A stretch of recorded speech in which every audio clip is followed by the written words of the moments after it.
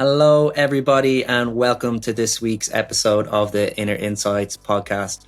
I'm your host, Dara Stewart, and I'm absolutely delighted to have Conor Creighton here in the virtual studio today to have a wonderful conversation all about his life and work and so many exciting topics that I am really fascinated and interested in.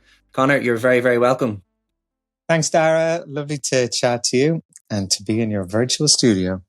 I love the way the world works these days. We can, connect from afar, and makes life a little bit easier. I don't have to travel. I can just go downstairs and tune in and have an amazing, wonderful conversation with a very beautiful human being.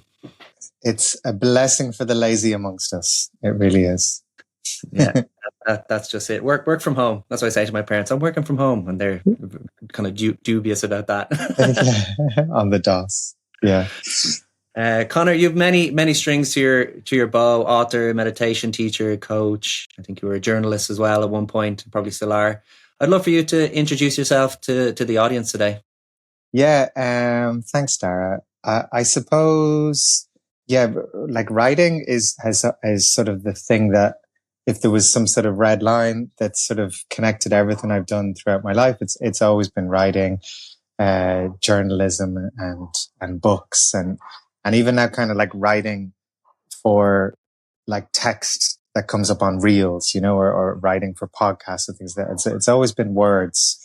And then just the subject matter has kind of changed, but words have always been the thing. And I guess I moved from journalism into meditation. And then as meditation became a little, I don't know, as I felt myself changing, I started to drift more into now at the moment, which is really just sort of critical Irishness, and exploring our collective conditioning as a people. And that's just been really interesting for me, especially because I'd kind of gotten to a little stage with what I was doing, with what I was creating, where I felt a bit bored. And then recognized, I'm actually quite scared. I feel a little intimidated about talking about this subject. So that it's been exciting for me to kind of talk about that subject recently and risk, the slagging that might come from that, or getting it wrong. With meditation, I always felt like, well, no one can really question me here because I'm using a Sanskrit word and nobody knows what the fuck I'm talking about. But when it came to Irishness, I was like, well, we all have an opinion on that. So that's sort of where I am at the moment. Yeah, that's it as an introduction, I hope. Yeah, love that, Conor. Many threads to pick up on there. I think I'll start with, I feel it's really, really brave and courageous what you're putting out there around, healing our conditioning and Irishness. And maybe we'll kind of get straight into the kind of nitty gritty of that. I think when anybody starts to meditate and work on themselves and go within, they start to recognize the patterns and the beliefs and start to see some of our conditioning. Why are Irish people suffering so much? I think it's, we just don't know ourselves. I think that's what it really comes down to. And I think what so many Irish people have been presented with is a kind of a cartoonish identity, which we then latch onto. And the cartoonish identity has sort of been built on layers of unprocessed trauma. So a lot of the work that I'm doing now is sort of, it's coming from like personal exploration, but it's also like I coach Irish people. So every day I'm in conversation with Irish people, and I just notice these big themes, these big patterns, and the themes are often just a complete disconnection with who am I? I don't know. And it feels like so many of us have been living our lives for the attention, the validation of our parents, the attention, the validation of our society. And it's sort of we've kind of given our sense of self, we've outsourced our sense of self to others. And so we're all a little bit lost.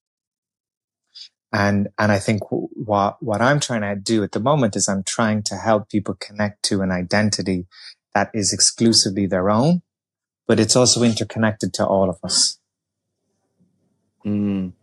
Yeah, wow, absolutely love that. It's kind of like this, the personal and then the collective, and putting back into the collective what's not ours. Yeah, yeah, exactly, exactly. Do you know, it's very much a similar like to like relationship. You know, when you're in couples therapy and you recognize, I've been carrying this part of my partner and she's been carrying this part of me.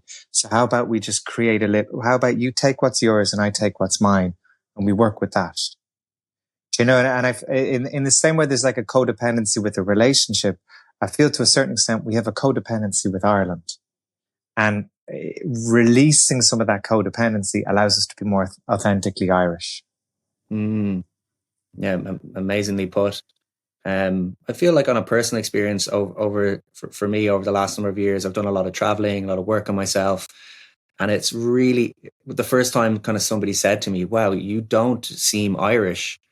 And it's kind of sent me into a big kind of existential kind of thought of like, what actually is being Irish? And, the things that I have worked on myself and got rid of, are they just the stereotypical things that people think I should be doing and should be embodying as an Irish person? Yeah. And it's interesting too, Dara, like when someone says to you, I don't see you as Irish or you don't sound Irish. Um, do you ever feel a kind of a, like, is there shame attached to that? Or do you go like, oh, what do you mean? Like, should I sound more this way or that way? Mm, yeah, I really, I see that, they have this probably this Americanized idea of what I should be, this diddly eye drinking Yeah. person. I'm Yeah. happy. I'm happy not to be that. I feel sadness and a little bit of grief that that's how we're perceived in the world, and it's not like for my shamanic connection to nature, or Yeah. of my indigenous medicine, or this kind of stuff. So yeah, there's like a piece of sadness there. It's like, oh, this is how we're perceived in the world, and if we don't live Yeah. up to those expectations and standards, people are like, well, what are you? Yeah, yeah, yeah, yeah. I totally, yeah. That's a lovely kind of reflection too, because I think that comes to the heart of it. You know, there's a form of like, you could call it like national people pleasing that we do. It is and where we kind of try and like, oh, how best should I show up? Like, how should we as Irish people show up, especially like in the context of being abroad and being around non-Irish people and and then this like getting to that other part of it, the part that you're talking about, like this shamanic, natural, connected to the earth version, which I guess is just not not known so much, and perhaps like you owning that more, and I feel I own that more. You know that there's a kind of an indigenous magic in me because of my Irishness, and that it just feels like. A much more conducive identity to my own health and my own authenticity. Mm, yeah, absolutely. I feel like going a little bit deeper there. What's coming up for me, Yeah, the shame piece kind of comes around the patriotism I have for Ireland. I've yeah, yeah, always felt, it's like I've never been the one to be like up the front with the Irish flag or have it outside my house. I remember I have the I think it was the how do you say that word? Bunrock na hair, and I had that on my wall when I was 16, 17, 18. no But way. there was like this kind of deeper sense of like, oh, I feel like if I'm real patriotic, I'm almost seen as not maybe terrorist is too strong a word in for Yeah, the IRA, but it's kind of like forceful or um I don't know, I can't catch the word on it. Where if I look at America and you go over there and they're like being a patriot is like their bread and butter. But if you say like, oh, I'm a Republican, I'm a patriot here in Ireland, people kind of look at you going, oh, he's probably up to mischief or violence or seriously, green diesel in the hills kind of thing. Like, does that make sense? Does yeah, it completely makes sense, and I think it's just this sort of um, I don't know. I feel to a certain extent there's a little bit of like the brainwashing that we received. Like, I think you and me are sort of similar. Are you 40? Are you? nearly a few years.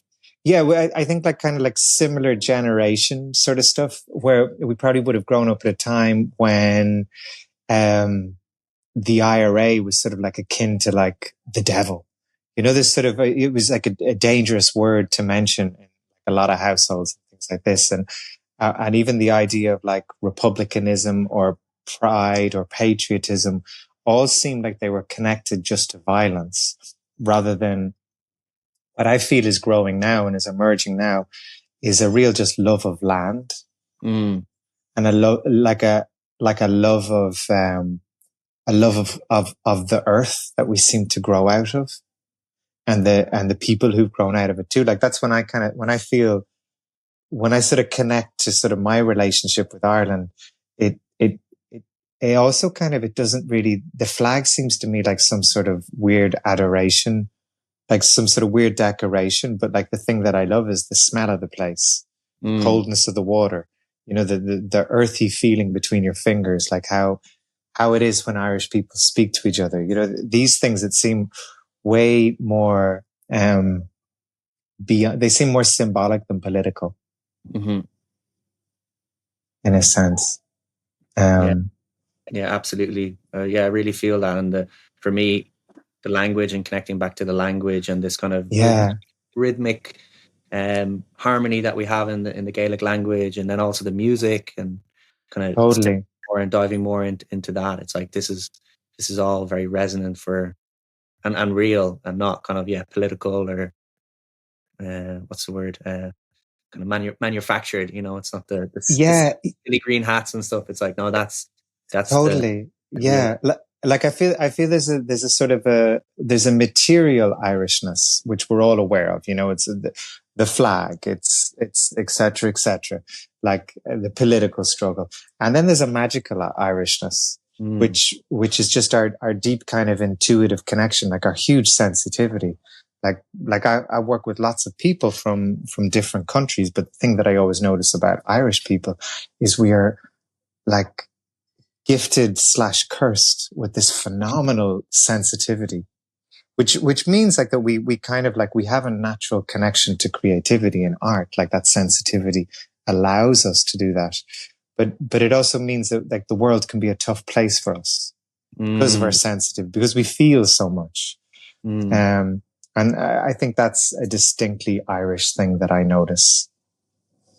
Wow, yeah, never thought of it that way, and that's why I probably feel like Irish people really stand up for what's going on in the world and for marginalized communities and the environment.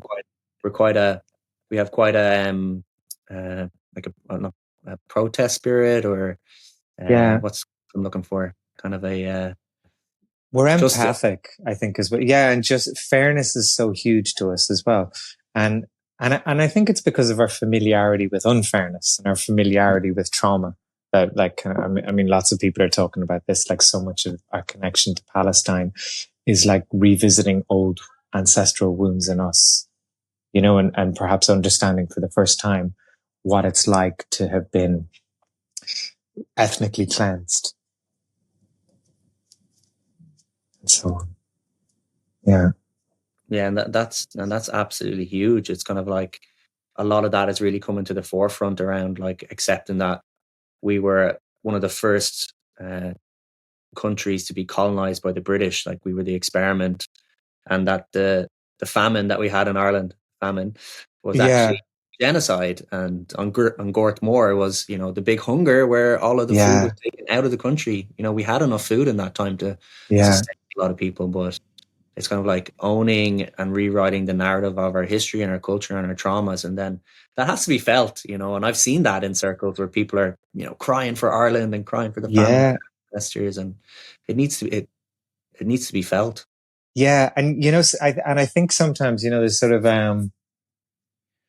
it's, do you ever there's a an amazing Irish comedian called Kyla Cobbler. Have you heard of her? She's based in Barcelona, but she does Irish stand up, but she's very funny, and she does this one thing where she's talking about Irish men of a certain age and how they'll go to a restaurant and the wife will order and say, and he'll have the fish and the chips and a sparkling water. You know, where kind of will sort of just dominate the. And I think it's kind of interesting, like this idea. There's something that happens in particular to And there's something that happens, I think, in our father's generation to the generation that made us, which is deeply connected to this not feeling.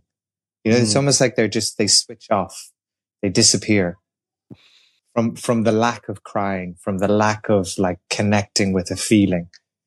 And I think that's something like we all have to be careful of, like you talking about this idea of being in circles and crying for Ireland and wailing for Ireland. I think there's a huge need in all of us to express this somehow. And when it's not expressed, it seems to just rot us from the inside, you know, at an energetic level. And this is no clearer. Like it's very clear in the older generations how this happens. These people who just kind of are emotionally just sort of checked out. Yeah. I was having a conversation there recently with someone about the Irish language, and that the older generations were told not to speak to the younger generation, because if they spoke Irish, they would learn Irish and then they wouldn't be able to get a job because you needed to speak English. And that kind of disconnected a whole generation of parents to children.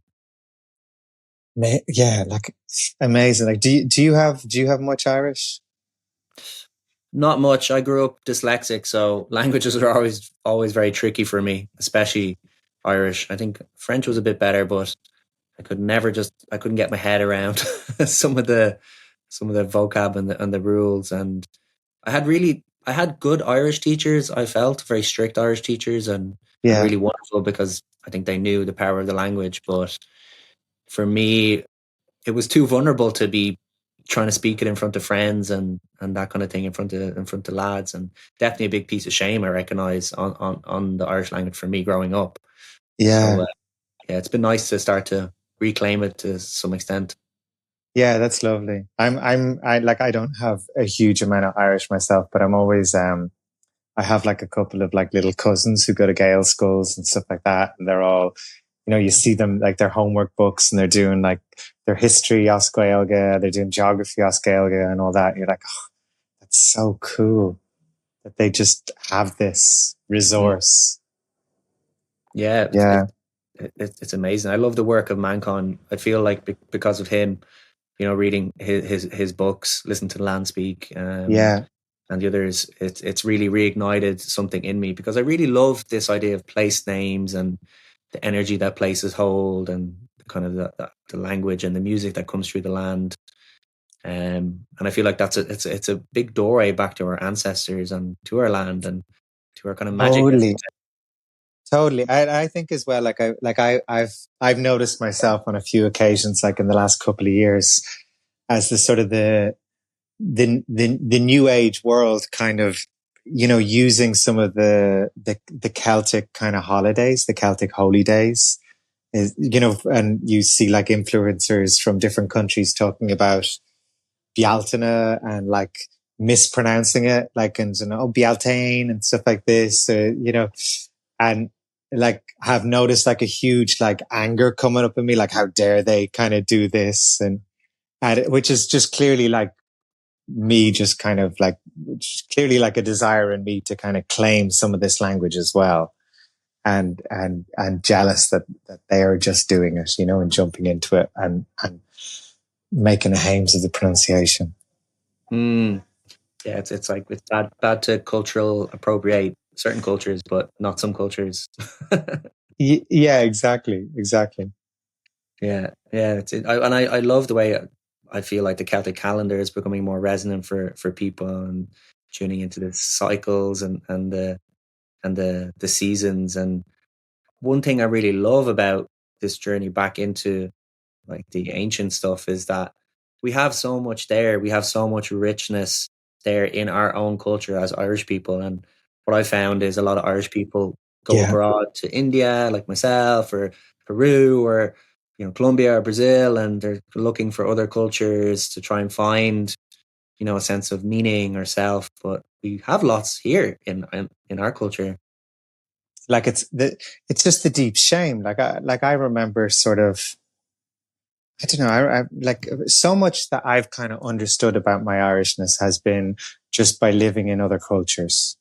And, you know, like it's kind of like, you know, you you don't know you're an elephant until you go live with giraffes. You know, that kind of thing. And that's sort of how I've felt like. And I remember just little things like sort of, I like going to live in Germany or something, or going to live in Italy or different places. And, you know, people have been like, wow, I really love your freckles, you know, and stuff like this. I'm like, geez, really? Really? This is a good thing. Or, you know, like someone like for first girlfriends and stuff being like, oh, I love your red hair and things like this. I was like, what? Really? Really? This is something that can be loved? Do you know what I mean? And it really just just interesting things, like recognizing like, okay, the stuff that I've always perhaps been ashamed of in Ireland, when I take it abroad, it seems to be like my USP, so to speak. Do you know what I mean? Like this is sort of, you know, going to the beach and being like the palest person there and like, oh wow, you're like porcelain. It's so cool. And you're like, what? Are you kidding me? So there's sort of so much of like what I've understood about my Irishness has just been from being in a context of being surrounded by non-Irish and just seeing how they behave differently. And even in terms of just like language that they use and things like this. And I know this is kind of an extremer example, but like moving to Germany and living in like parts of East Germany where people would just get naked at the lakes in the summer, and we're all very casual with that. And just me being dropped into that kind of subculture and thinking, whoa, I don't know how comfortable I feel like getting my jocks off in front of strangers, you know, this sort of thing, and been in places like that, or, and just recognizing, okay, a lot of these blocks in me and a lot of these limits in me, they're in kind of all of us Irish people to a certain extent. And they're holding us back from something. They're holding us back from a real enjoyment of life. Mm-hmm. Mm-hmm. Yeah, absolutely. I really, really love that. That analogy. And I think it was Cian Finn, the reggae artist. He said to me, "It's very hard to be Irish in Ireland, but when you're Irish in the rest of the world, it's like it's a superpower. Like there's only 5 million in Ireland, apparently 80 million in the world, but you know Irish are so well received and loved now around the world." And and a big part of my work recently with people and myself and the trainings I've been doing is around this kind of this shame, this Catholic repression around the body, nudity, touch, pleasure, and I find like this is such a huge piece of work for Irish people, and I kind of had that realization. I went to India for the first time nearly 7 years ago, and I was like, oh my God, everybody's so touchy feely, and I'm, you know, you could spot the Irish people, you could spot the British people. Everyone's like so rigid, and everyone else is cuddling and rolling around, and I'm just like, oh. Yeah. It's almost like we're kind of terrified of ourselves in some ways. And I think it's true. I think like a lot of the messaging we've got is like to not trust the body, you know, that the body is a place of where bad things happen. You know, the natural feelings that arise in you are actually not good. You know, and it's very interesting because, as you know yourself, I'm sure, like from doing energy work and stuff like that like all your power is in your body. Your way to navigate, your way to kind of like make decisions the language, the kind of the way that you kind of move through the world, the way that you navigate things, all comes from physical sensation telling you yes, no, you know, and the way that Irish people are often so removed from our own bodies. And I think this is kind of like part of the root of so much of the loneliness and so much of the performance that's a part of our culture is just we're like strangers to our bodies. Yes. Yeah, that really resonates, kind of very much disconnected. And I feel like Ireland and the global world, it's like really disconnecting people more and more from the bodies. It's like, you know, pushing in the realms of dissociation and scrolling on social media, and it's all like kind of pulling us out, really, isn't it? Yeah, and I think it's trying to like, you know, that there's a definite agenda to make people feel more and more insecure and to not trust themselves.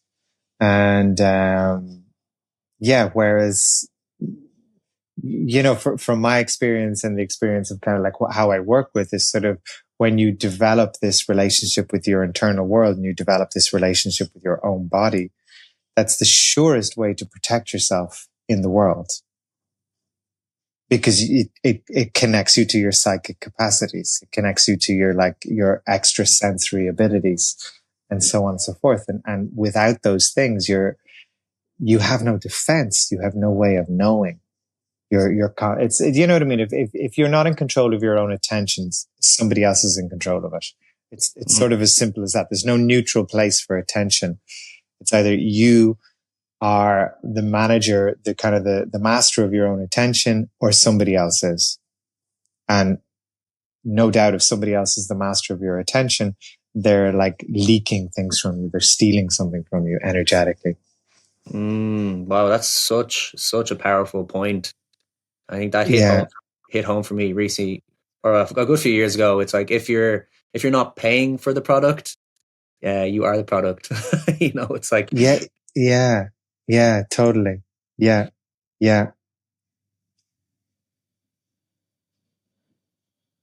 And I feel like that's why I love your work as well. You're a meditator, and I feel like, in particular, Vipassana meditation was huge for me in terms of getting back my attention, getting back my concentration, my focus. And, you know, the Vipassana practice is basically like feeling the body constantly, you know, being with the body. Yeah. And just finding, finding like, peace inside the body. You know, this is, I think it's so powerful that when you notice distress, when you notice, the difficulty, the cruelty, when you notice all the kind of the stress that exists, and then you can still kind of find this place of peace inside your body. I think that's like really important. Mm-hmm. Yeah, you always have that place to come home to, so to speak. Yeah, and then from there you then make your decisions. You know, from there you move out in action. You know what I mean? And from there you do things. But it feels like for me that's like the basics. Yeah, and I think sometimes like these things that are so simple are the things that are really kind of overlooked. And what kind of comes up for me there is when people don't feel that safety or want to disconnect, that's when the kind of addictions come in. And for Irish people, Yeah, it's like alcohol is like the first thing a lot of people go to as soon as they finish work. It's like straight to the pub, or cigarettes. And I think addiction's huge it's a huge scourge on the planet at the moment, isn't it? yeah, and I think and Irish people in particular, like we're so susceptible to this because of the amount of unprocessed pain that's inside of us and that we carry for generations. And I mean, when you think about all addictions, it's just like it's a coping mechanism. Something's going on that is too much for us, so we depend on this thing. Like I know I've been a devil for the sweeties my whole life. Do you know what I mean? And I notice it in times of emotional stress. I'll find myself like, eating like a chocolate bar, and I'll be going like, oh, but it's dark chocolate, this sort of shite, like trying to convince myself it's a good thing. But I know it's like, wow, I've done this since I was a kid. I've done this from the youngest of ages when my parents were fighting. I'd go eat sweets. I'd go eat sugar, from like I'd getting bullied in school, not being able to handle it, go eat like a chocolate bar at lunchtime and feel okay again. It's always been this way. And I think we, like, with so many of us and Irish people, we have emotions that we don't know how to manage. We have things inside of us that scare us and overwhelm us. And we use addiction as a way of kind of like getting by. And again, I think like it's coming back to the point that we're probably just going to make over and over again here. Like it's the disconnection from the body and the fear of actually connecting to the feeling that you're afraid of touching, Like, I think like my dad was an alcoholic, and, I think he was an alcoholic because he just had so much sadness inside of him and didn't know what to do with that sadness, and it's certainly like my dad grew up in Ballymena in the north, and you see Ballymena in the news these days, like all the attacks on refugees and migrants and stuff. Like it wasn't a place where he could ever express his sensitivity or his feelings. And so he drank as a way of getting through, as a way of surviving, you know? And I, I often just think like kind of we we need to make it safer for people to feel. And I think you do that with like your workshops and things, and when you hold circles, and even perhaps like by doing this podcast and by being vulnerable yourself, you're normalizing feeling, and that in a way creates safety for it, that what probably didn't exist for like our older generations, and wouldn't have existed so much for me growing up either. Like I don't think it would have existed for you with lads, you know? No, no, not at all. And it kind of like throws my mind back to, you talking about your father there. I was on Yeah. that workshop with you called the Mindful Dick a number of years ago, Yeah. which was an Yeah. awesome one. And I love this work around, men, vulnerability, and the blueprints from our fathers and the father wound. But it's so true. It's like if you're modeled not being able to express yourself or articulate yourself or show these emotions, and it's just all going to be suppressed and repressed, and then it's very difficult to access. How do you bring somebody through a journey of feeling into their body and feeling safe and being able to work through this? I'm curious. Yeah, I think the thing that I work with a lot with Irish people is, I think this is also like a great gift of Irish people, is that we're very naturally creative, and I think creativity is a wonderful way of processing feeling. Um, be it like just, doing morning pages, be it dancing, be it drawing, be it singing, whatever like this. I think that's a great way to start, because so often the scariest thing is just to say, I am sad or I am lonely. But when we can just begin to kind of abstractly like play with these things, it becomes much more natural. I think another big part of it too is just becoming familiar with what's going on inside your body. Like I think the scariest thing about feelings is that we're worried that they'll overwhelm us. But it's very much like that analogy that like the wave will pin you underneath it. If I allow the sadness in, it's going to pin me down, and then I'll drown. And if we can kind of just learn to sort of observe, which is very Vipassana language. It's like, can we learn to just observe the sadness? Can we befriend the sadness? Like it's interesting. I had a moment the other week where I just like loneliness came over me. And I was just like, God, what is this? Like, I just had a loneliness, and it was very confusing. And I remember chatting to my partner and being like, I don't know, I just got this loneliness. Like, I don't know what it is. And it felt like it was a little overwhelming. It was like an evening, and I was just like, oh, I don't know. Like, I feel inconsolable here. And I just sort of sat with it, and I realized, oh yeah, it's just like, I'm missing friends. And I've kind of just probably, I noticed that I'd isolated myself, and the loneliness wasn't to be afraid of. It was just a prompt. And I kind of reached out to a couple of people and was like, oh, let's go for a hike this week, or let's do this, or, and recognizing that the feelings aren't necessarily, they're not out to get you.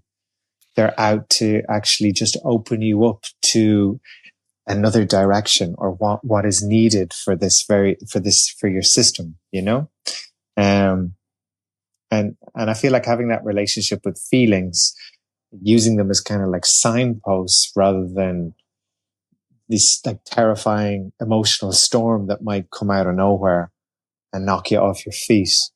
I feel is much more useful, Yeah, yeah, absolutely. I feel that some emotions get such a bad rap. Yeah, they do. And Yeah. they're there as, yeah, like indicators, signposts to maybe show you where you're maybe not putting up a boundary, or you're not living true to your values, or not doing something that is, on your purpose, for your mission, or whatever it is. And I find that Yeah. trying to give a bit of space to the ones that have been stigmatized, they can actually be the ones that give you, or give me, more information than the happier ones, because when it's all happy, it's happy. But sometimes when It's anger comes very in, true. oh, like anger, like so intense, like what's going on here? Yeah, yeah, yeah. I must do some action. It's like, oh, what could be, what's happening here? Yeah, Yeah, yeah. absolutely. Um, and it's quite a big journey, I think, for a lot of people. And what kind of comes in for me there, it's like it's the self love journey, and the journey of having that compassion for oneself, whatever is kind of arising. It's like, oh, can I meet myself with gentleness and care, and softness and grace around whatever is kind of popping its head up. But that's not so easy for Irish people, is it? No, no, it's not so. I mean, this is sort of the double edged sword of it all. Is that we uh, in order to feel our feelings, we have to like care about ourselves, and there's a deep energy of neglect in Irish people. We neglect ourselves.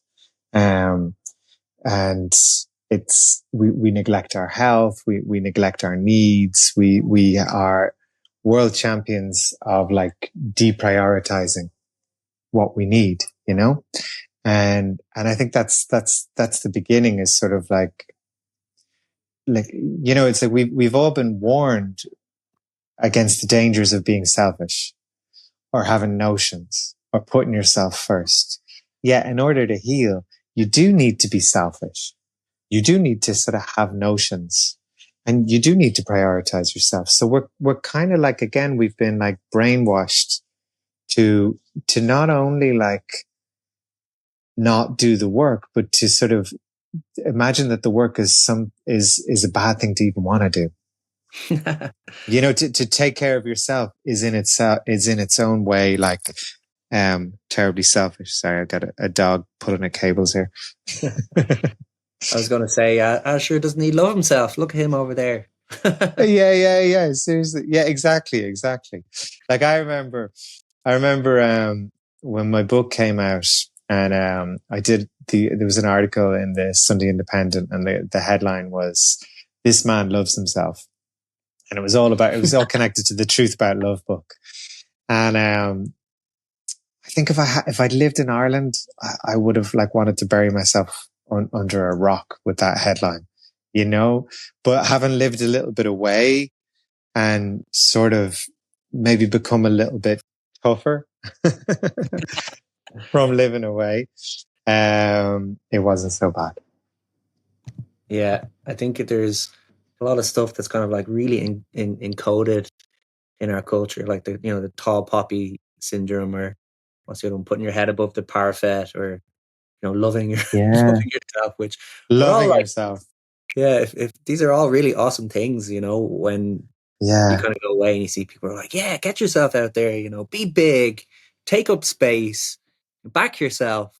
It's kind of like, I feel that Irish people really make themselves small sometimes. And when someone steps into that space of making themselves big, a lot of it kind of ruffles feathers. So why do you think that is? Well, typically what happens is we feel a lot of resentment towards the things that we want to do, but don't have the courage to do. So it's the same way that when you kind of like often, you resent people who are in love sometimes. We resent people who are out there expressing themselves freely on social media. You resent people who like decide not to drink. It's always like this sort of, there's parts of us. I know, like, I know myself, like, I know when I first started to get into the social media game of sorts, I felt a lot of like resentment towards these people who were like making videos and been influencers. Like, oh, imagine being an influencer. And what it was deep down, it was a shadow desire in me to actually express these things. And it was because these things were already in me, and we often feel this. I know, like, I use my poor dad again as an example. Do you know what I mean? Now that he's in the grave, it doesn't matter. But like, he'd always resent TV personalities. Do you know what I mean? Someone would come on the TV like Gay Byrne or whatever, like Pat Kenny and whatever. And he'd be like, oh, it's gobshite, this sort of thing. But I know that deep down he would have loved to have been that. Mm. And so we this is what we do is we rather than admit, oh, I want to do that, and then feel the grief of not having done it, feel the sadness of not having done it. Instead, we just sort of demonize the person who is doing it. And that's a kind of just, again, another coping mechanism. It's a strategy for getting by, and we are, as Irish people, we have so many strategies. Yeah, absolutely. And then there's, these kind of big bodies of work that we have to go up against, like the courage of being disliked and sharing our truth and standing firm in it, and taking risks and failing. And it's super interesting, like from a symbolic point of view. Like often when I'm making something new and I'm creating something new and I'm sending it out into the world, and if I'm ever imagining like negative feedback, I always picture people from my school who I don't even know anymore. I don't even know what the fuck they're doing anymore. I have no contact with them. So it sort of shows to me like, oh, this is so unrealistic. Mm-hmm. The fear in my head is been based on, it's a fear that's like it's a castle made of sand. It has no substance. The schoolyard bully no longer exists. Mm-hmm. But the fear, the kind of the memory of that still exists inside of me and is preventing me from creatively expressing as I want to. Well, would prevent me, but I don't let it. Yeah, it's somewhat been internalized, and then you built a belief and a story around it, and you just that's your bit. That's your bit. Yeah. That's, and so it's the bridge you will never cross on. Unless you push against it. Like, yeah. I'd love for you to share a little bit about what I found really inspiring is your creative journey. And you had that project, was 100 paintings over 100 days. And I think was it the artist way you were going down, or was it the Rick Rubin kind of route? Well, neither, but I'm familiar with both books. But it was just it was a thing where, as you do this work, like as I do this work, and as I kind of go through layers of like, oh, what have I been afraid to do? I've been afraid to do this. I've been afraid to do this. And as I kind of go through layers, every so often I'll stumble upon an unmet dream or an unfulfilled dream that I've had. And that's kind of what happened last springtime. I was like, oh, I've always wanted to create art. And have often felt like that resentment towards artists, and jealousy towards artists. So I said, oh, well, clearly I have to go do this. So I rented a studio and started to just draw every day. And then I realized, okay, I want want this to continue. So I said, I'm going to give myself a project to do 108 drawings. So 108 was just, it's a magical number in Buddhism, and I thought it was nice. It felt like a good number. But it was only afterwards that someone told me it was a magical number in Buddhism. I just pulled the number out of my ass. And then someone said, oh, did you know? And I said, oh, great. Beats and the malas. Exactly. And I had no idea. I was just like, 108. That sounds cool. And And so it's like this is sort of like, to be honest with you, this is a little bit like putting my money where my mouth is, because in a lot of my coaching work, I'll work with people and we'll hit on a dream of theirs that they've buried, and then I'll help them. Like I'll enable them to make this dream come true. And so this was me kind of just doing what I would typically do with clients. And it was beautiful, Darragh. You know, it was just so nice to be like to step into an identity, to Hmm. play with an identity that I my whole life have wanted. And now kind of like on the other side of that, like I still draw occasionally, but it's not like a huge thing for me. And but it's beautiful just to know, oh, I have no fear around that anymore. Yes. And that's something I can just do. And I feel comfortable in like talking about art and my art, you know, and yeah, there's so much expansion. There's so much expansion when we connect to what we're scared of. Yeah. Yeah. Oh, absolutely. 100% get that. Right? This very podcast it took me 3 years Totally. to get Yeah. to get myself in a position where I'm like, yeah, I'm going to be a podcaster now. I'm going to own it, Yeah. and I'm going to create it as play, Yeah. fun, and creativity. And it was a beautiful journey. And I look back on that journey and go, it all needed to happen exactly how it was for me to get here. And yeah, no, it's a realized dream. I think there's something Yeah. so amazing about that, isn't it? Realizing the dreams. So amazing. And it's sort of like when you think back, like Darren, I'm sure you had to go through the imposter shite and the whole, I don't like the sound of my voice, or who am I to ask questions? Like nobody knows, all of this. I'm sure you had to go through all of that crap just to get here. Will they like my mustache? Yeah. Of course they do, and it's like really, I honor that journey. Well done. I really honor that journey. I know how it is. And like, I hope this is just like the beginning of like more and more and more like deep cuts into your expressive capacities, Yeah. I feel like a teacher said to me a few years ago at a training, you are responsible for your reality. And Yeah. very simple sentence. And if you say it, it's like, yeah, I get it. But like, I think sometimes at the right moment in time, somebody says something and it just straight in. And I kind of felt, I was like, wow, like, where's my reality going? And am I happy with it? Mm, Am I taking my responsibility? And I was like, I'm going to start doing the things that I want to start doing, because nobody's going to yeah. do them for me. It's like, you have to sit your leaving cert, as they always say. No one else can do it for you.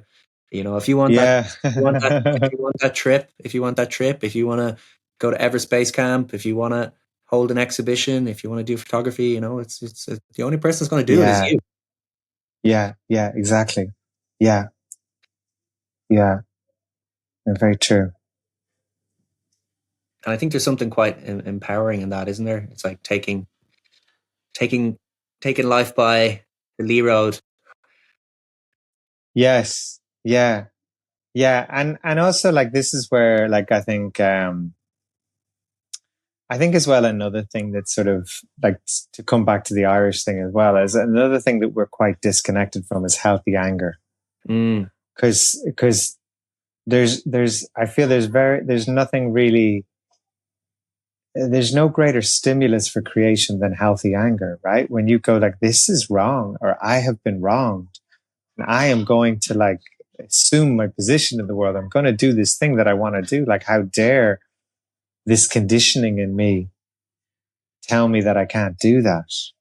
And really to kind of approach that. I feel like kind of tapping into that anger, that healthy anger as a Mm. creative force is so useful.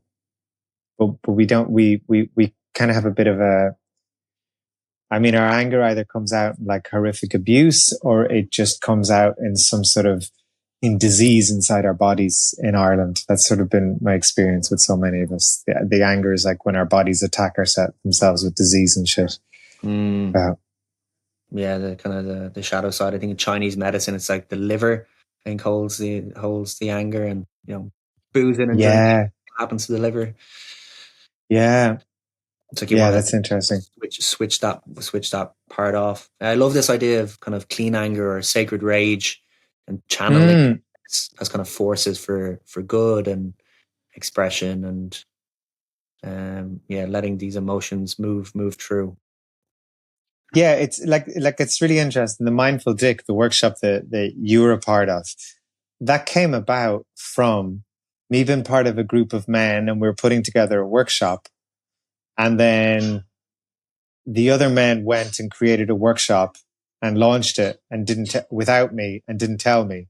And then I was with a friend and I saw this come up on my feed, going like, "What the fuck?" Like, oh, they're doing a work. Like, oh, they've just gone and like left me out. And the Wow. friend sort of said, he said like, okay, you can be very angry here or you can be very creative. And Mindful Dick came out of it. Wow, interesting. Cool. Yeah. Didn't know that. You didn't share that at the start. Yeah.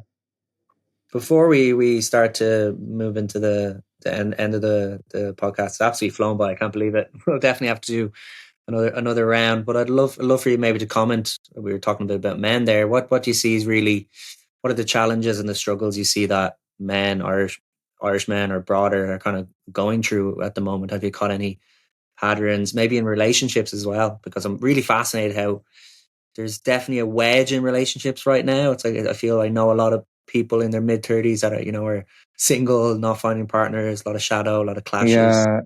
And I think Yeah. it's a hard time. I feel it's definitely a tricky time. Like the blueprint isn't there so much of get the job, get the house, get the mortgage, da da da da da. Very difficult at the moment for our age, our generation. So yeah, maybe Yeah. look, comment on that. It totally, not to sound too esoteric here and cosmic unicorns, but we're at a crossroads movement where we're moving from what has been a very masculine dominated energy on the planet to a more feminine dominated energy. And I think it's making, like, we're all changing, and the model of existence is changing. And I feel like I also like work with a lot of people who are like not in relationship, but I just think it's maybe not a time for relationships. That's not like the theme at the moment. Like the theme is probably just to like be alone and work through your shit at the moment. And that's kind of what you signed up for at this phase. Mm. And that I mean, like, I don't know if like relationships are sort of like relationships are certainly not the be all and end all as they were in the time of our parents. There's a new game, and that game is really all about becoming authentic and being yourself and learning to understand who you really are. I think a lot of the time we were using relationship as a shortcut. Oh, I feel lost. I don't have any belonging. Okay, I'll do the shortcut. I'll get married and have kids. Now I'm a dad. I'm such and such as husband. And then you get your sense of belonging from this structure. I think that's been taken away from us. Your sense of belonging and identity in the future is going to come from the closeness and the expertise that you have in just knowing who you are at a body level. And so there's just like a whole new set of like rules and techniques and shit to learn. And it's so disorientating. And that's it. Like we're making an omelet and we're breaking all the eggs. Yeah, I love that. And then I think I feel like we're also the generation, we're at a point, and a very lucky point, that most of our basic needs for most people are kind of ticked off, and we're getting the opportunity to look inward and to study and to understand ourselves more and to clear the trauma and understand my attachment style, my love language, where I'm codependent. And then it's like we're understanding all of these things in ourselves, and then the other is also doing that. So I think that really resonates. At time to be alone, figure this stuff out, and then we can come together in that divine union when we have a deeper sense of ourselves. Because those people who start to cultivate that awareness, I know for myself, it's like the person that comes into my life, I don't want them to be outsourcing their happiness on me, because that's not my responsibility. I don't want to have to do the inner work for them, to do their emotional labor, to work through their shadows. It's like, that's not my responsibility. I want to be responsible for me. And then if someone comes in and compliments, and we can rise together and bring each other up together, that's wonderful. And I think that's the conversations I've been having with a lot of people. It's like they want to find that other who is also doing that work on themselves too, and not, projecting onto their partner. It's like, oh, they're going to fulfill my needs and make my life happy.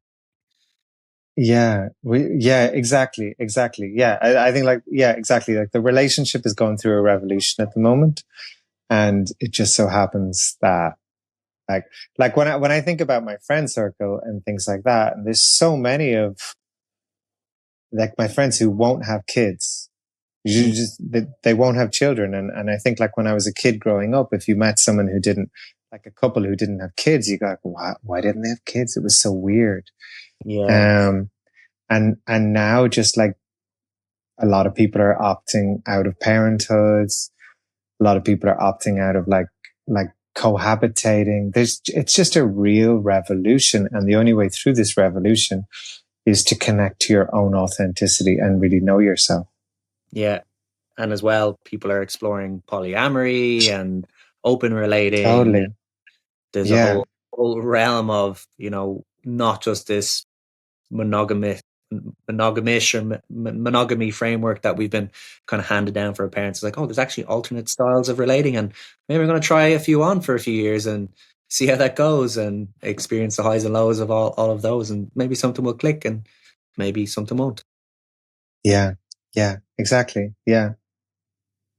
And on this, I want to finish up maybe around love, because who doesn't love love? What do you feel are kind of like the ingredients, so to speak, for love? Whether that's love for yourself, yeah. I won't put anything on that question. I'll let you take that question how you want. So one of the biggest, I think one of the most difficult things that we're tasked with on Earth as humans is trying to reduce the sense of separation that we have from each other. And I feel like a very simple way of connecting to purpose is just to attempt to feel love for everybody. Yeah. And that's it. Doesn't mean you have to like everybody. It doesn't even mean you need to like forgive everybody, but kind of just beginning to, I notice something in me. If I judge somebody, I end up doing it immediately. Always. It's automatic. When I get angry at someone for doing something, I end up realizing, oh, I just did that. So there's a deep interconnectedness between us all. And the more you can kind of reduce this sense of separation, and the way you do that is by just attempting to love all people.